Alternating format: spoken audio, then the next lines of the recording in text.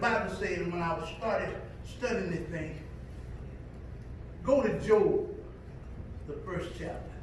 And this is the best story you can use for this text. The best story you can use that you can put your hands on. Go to Job, the first chapter. Let's see what it says about Job. There was a man in the land of Uz, whose name was Job. And that man was perfect and upright, and one that feared God, and turned away from evil. And there were born unto him 7 sons and 3 daughters. His substance also was 7,000 sheep, 3,000 camels, 500 yoke of oxen, 500 she asses, and a very great household, so that this man was the greatest of all the children of the east. And his sons went and held a feast in the house of each one upon his day, and they sent and called for their 3 sisters to eat and drink with them. And it was so, when the days of their feasting were gone about, that Job sent and sanctified them, and rose up early in the morning, and offered burnt offerings according to the number of them all. Job said, it may be that my son have sinned, and renounced God in their hearts. Thus did Job continue. Now it came to pass on the day when the sons of God came to present themselves before God, that Satan also came among them. And God said unto Satan, whence comest thou? Then Satan answered God and said, from going to and fro in the earth, and from walking up and down in it. And God said unto Satan, hast thou not considered my servant Job? There is none like him in the earth, a perfect and upright man, one that feareth God and turneth away from evil. Then Satan answered God and said, doeth Job fear God for naught? Has not thou made a hedge about him, and about his house, and all about that he hath on every side? Thou hast blessed the work of his hands, and his substance is increased in the land. But put forth thy hand now, and touch all that he hath, and he will renounce thee to thy face. Okay, let me talk to you a bit, and then we're going to go on and finish out the story. But this is the story here, that God seen the ability of Job. He had a lot of faith and confidence in Job. He prepared Job. Job is one of the oldest books in the Bible. But he used this as an example to let us know that a lot of times the things that we're going through ain't even about us. Right. The Bible said that Satan was going too forth in this world, seeing who he can devour, who he can separate from God, who he can cause them to lose the hope that they was taught, and to lose their stamina and their drive. He goes to kill and destroy, and he kills you. So what he do? The devil goes. He said, if you just take the head, take the head from around. Now this is what Satan said. God didn't say this. This Satan said that God that if you but take the head about this man. He said, I'll make him curse you. With his mouth, I'll make him curse you to your face. So what happened was, as well as we got a plan and strategy, Satan got a strategy and plan. He knows where to hit you at. The Bible said that he hit him first with his wealth. See, the enemy knows how to get you where you ain't got no money, where you can't buy, you can't get what you want. Sometimes we sell our souls out for stuff. So the enemy come with the stuff. After he come and took all of the stuff, then he attacked it with his children. Sometimes your heart is with your children. The enemy come and he attacks your children. Take your children away from him. When he came back, and the Bible said that he was having different bad news coming from everywhere. Coming like a storm. The storm coming in with bad news. But the Bible said that he took and he went, shaved his head in the midst of the bad news. Some of us, when we get the bad news, we stay home first. After we stay home, I don't know about you, I have done it before. I go get in the bed. After I get in the bed, I get something to relax myself. See, because I'm working on it myself. See, nobody never teach you when you're going through something, you don't need to be closed up by yourself. Because when you close up by yourself, the enemy attacks your mind. As well as you're going through your hurt, he takes your mind. But the flesh says you don't need to be around nobody. You don't need to be around all of that fuss. You don't need to be around all that fuss. The devil don't want you to be around somebody that's positive. You know what I said about the strategy? Find believers. Find somebody to believe like you. Find somebody to pray like you. The Bible said that Job, when all the news was coming, he didn't say like we would say. Now you might not say, why me? Have y'all ever heard that before? Why me? Why it's happened to me? Why you got to take my time? Why all my money is gone? Why? Why not you? Especially if he created you. Especially if he got a plan for you. But the Bible says he go ahead, tell me what the Bible says, yeah? Then Job arose and rent his robe. He tore his robe off. Shaved his head. He shaved his head. And fell upon the ground. And he fell on the ground and did what? Worship. And he worshiped. See, you get God attention when you worship. Not going into a pity mode. Not going to want to send everybody away. But you need to worship God. What does it say, Sister Kathy? And he said, naked came out of my mother's womb, and naked shall I return thither. Y'all, when I heard that, I said, I know God is working on me. I can't say it about you all, but I can say God is working on me. See, we trying to get everything we can. Can I come down here? We trying to get everything on our name. We got to get everything behind us. Material stuff. Not realizing that we lose material stuff. But the thing about it is that in my mind, if I get more, that shows how strong I am. But it shows you that how powerful I am. But not knowing that you can lose it all. Job said, naked I came in the world. Ain't no baby that was born had no clothes on when he came through his mother's womb. You came in naked. You came in naked. And guess what? When you die, you're going out naked. That means they might have a suit on you. But you ain't got nothing. You can't carry that car. You can't get that house. You can't get that grandbaby. You can't get that money you got. You can't carry none of it with you. He said, the naked I born and naked I die. I ain't going to carry nothing back with me. We got to get it in our minds. This is what hurting us. This is what bothering us. Stuff.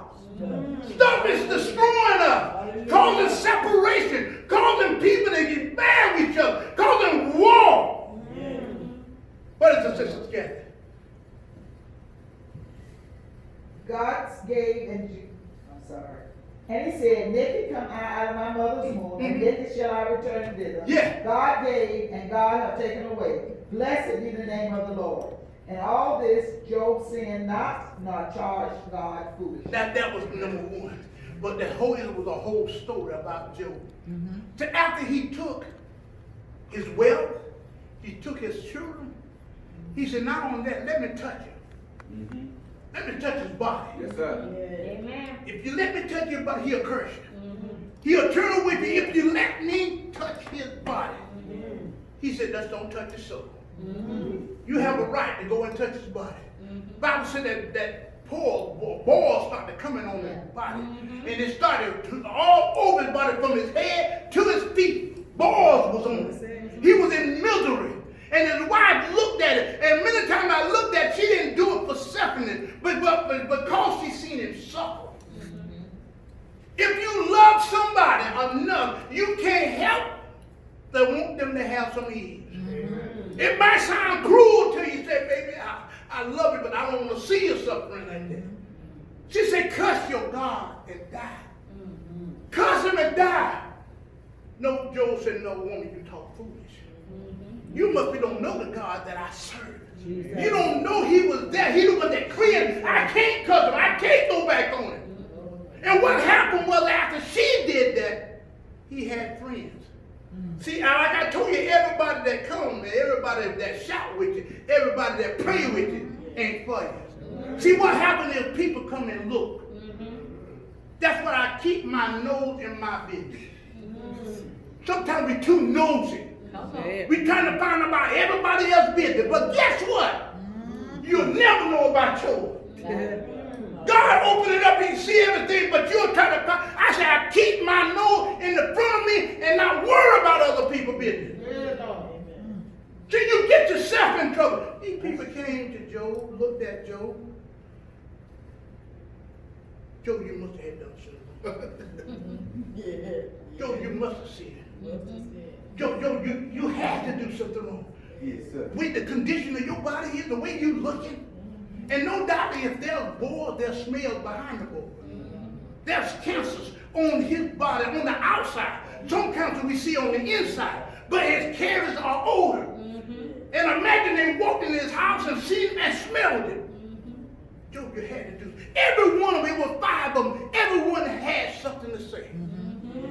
And Job came back talking. He said, I wish that I was never born. He said he was hurting so bad. But in that study, he never cursed God. That's right. He never charged God to anything. That's right. He said, I wish I was never born because what I went through, what my pain, what I'm going through every day, nobody don't understand. I wish I was never born. I never wish I was in my mother's womb. He was hurting. And the Bible said that God came. He listened to all of them. And they went on with their conversation. See, you got to have on the whole armor of God. You got to put on all the hell plate. You got to put on the breastplate. You got to have the sword. You have the girdle. You got to have the preparation of the gospel on your shoe. You got to have on the whole armor. Because if you don't have on the whole, the enemy comes to steal. He comes to kill. Wherever you're sensitive. They come, he thought they were coming to encourage him, mama. They come in to try to find out what he did wrong. And when people started talking that kind of way, they want to see what your input was. And then Job said, I wish I was never born. I don't know what the reason is. I don't know what's happening. I wish I would never been in my mother's womb. The Bible said that Job, God come and met him. He said, Job, where were you when I created the earth? Yes, sir. When I placed the stars in the sky? When I opened up the sea? Where were you, Job? Where were you at? Where were you at when I decided that I was going to make man? Where were you at, Job? Where were you at when I decided that I want to make an animal and give him a name? Where were you? You was nowhere around. Job repented. And when Job repented, God received it.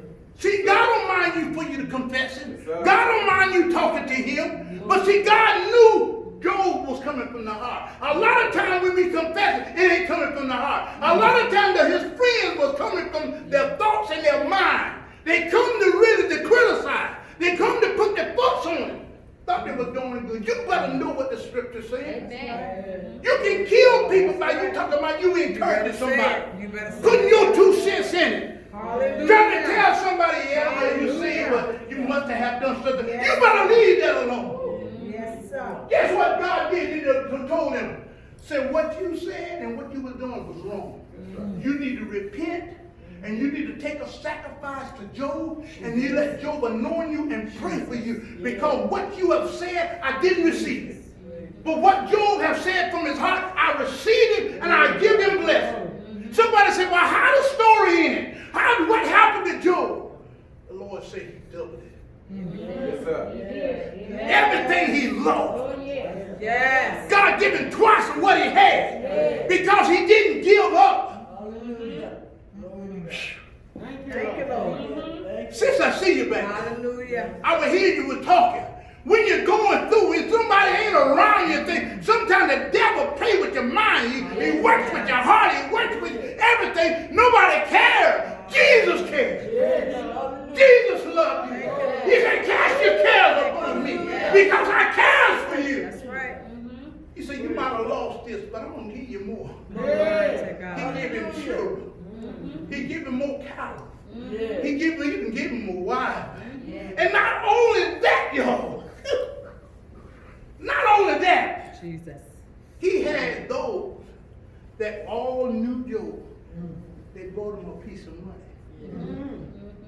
The blessing. Because of what you went through. I don't know, I don't see it like that, but I don't wonder where I come from. Those old people, when your parents was to die, anybody in your family that died, you know what they do? Now we bring food, but they'll go to you and put money in your hand. They encourage you. You say, well, mama, and what money gonna do? Money can cover things. So we'll say to you, Job, out of the battle that Job went through, Glory to God. God bless him and give him more. Today, you all, I hope you know, we got a battle, we got a challenge. Every day in our lives, we got a challenge. It depends on how we handle. Guess what, y'all? I failed many of mine. But God is teaching how to put it in his hands. I'm saying to you, whatever battle you're going, trust in the Lord. With all your heart. Make sure what you do is righteous. Make sure God got his approval on it. If God got his approval on it, the door's going to be open. Now, when the doors come open, sometimes it's hard to get them open. When they get open, the blessings come. Glory to God. But be encouraged. Be encouraged, y'all. Say, we've been due for night. But joy comes in the morning. We got problems in the world. We've been due for night. This is our night, y'all. But joy is coming. Joy gonna come, y'all. Joy gonna come.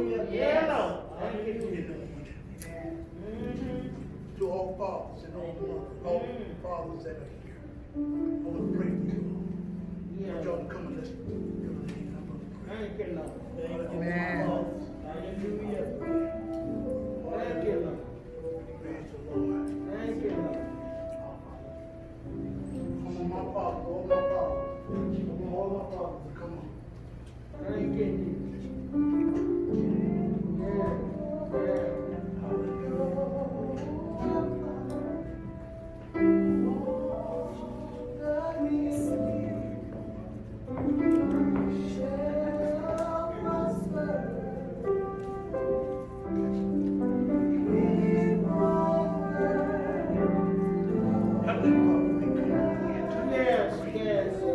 Thanking you, God, for placing this blessing, this responsibility on us as being fathers. God, we thank you right now. God, we give you glory because you are our Father, which is in heaven. God, we honor you today. And we thank you for this position that you have placed us in. God, we ask you to strengthen us. Cover us, Lord. Direct our footsteps. Make us to be better. And better in you, God. Touch up our hearts and our minds. That we will look to you, the finish of our faith. To be a blessing to others. To our children. To our grandchildren. To our neighborhood children. To our church children. To be a blessing and not a curse. In Jesus' name we pray. Amen.